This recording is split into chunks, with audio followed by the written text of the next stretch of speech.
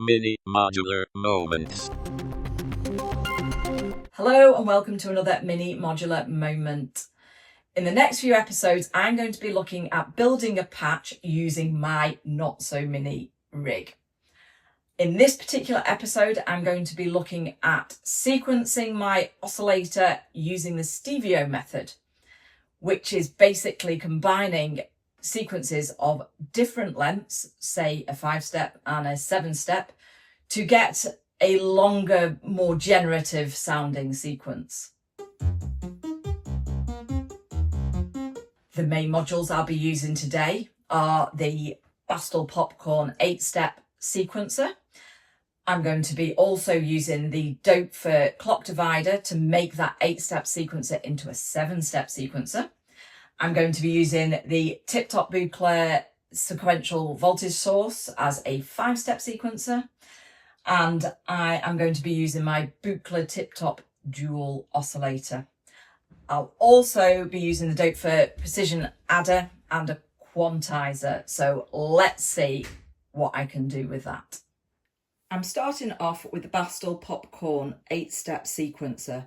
I'm turning it into a 7-step sequencer using the Dope clock divider. This has got a divide by 7, which is going through to the reset on my Popcorn, and that makes it 7 steps. So let's hear it. Master clock coming from Pam's Pro Workout. So effectively, this is currently a repetitive 7-step sequence. I'm using the Buchla Tiptop dual oscillator as my sound source on a saw wave, and that is going through the Buchla Tiptop quad low pass gate, and there's an envelope being generated from the Buchla Tiptop quad function generator. So the next step is to add a 5-step sequence, which will come from the Buchla Tiptop sequential voltage source, and add that to the 7-step using the Dope precision adder.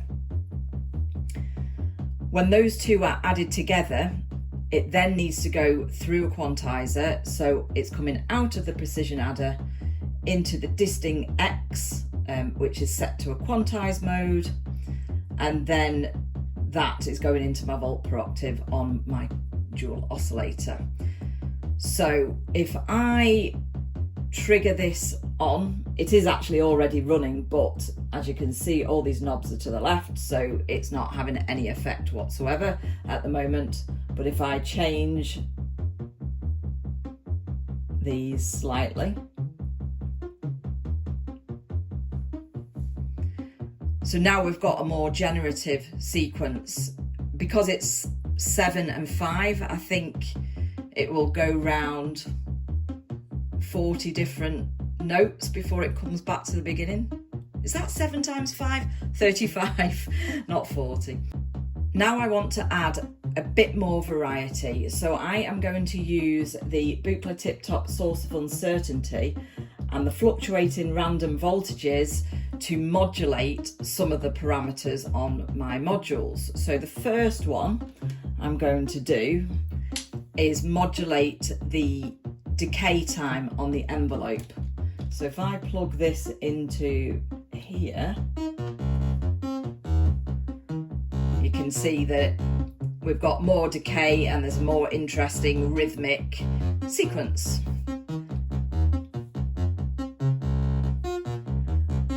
And then additionally, I'm going to send another fluctuating random voltage into the wave shape on the dual oscillator.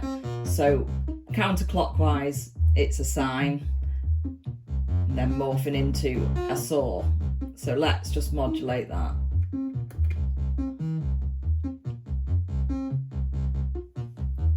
And there we have it. That's our first element of the patch.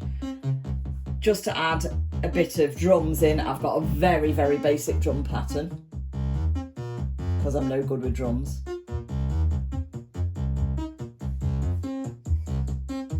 At any stage, I can further change the sequence by just changing one of these knob positions. Or on the popcorn, it doesn't really matter.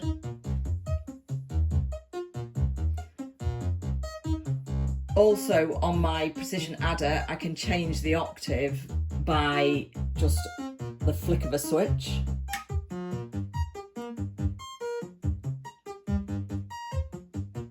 Or I could go down an octave.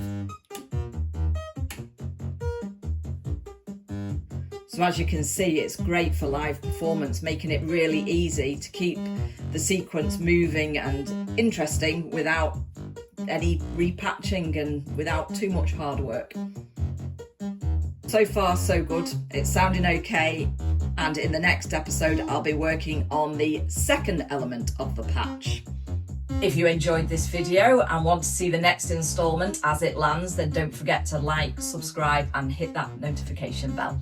Am I in that frame, by the way? No.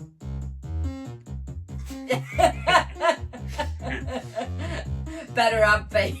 I'm not redoing this again. The person who inspired me to try using the Steevio method was our friend Io, aka Dobby's Knobs, who came round and showed us his modular system when we were just starting out, and he explained how the Steevio method worked. So if you're interested in seeing that, then why not check out this video here?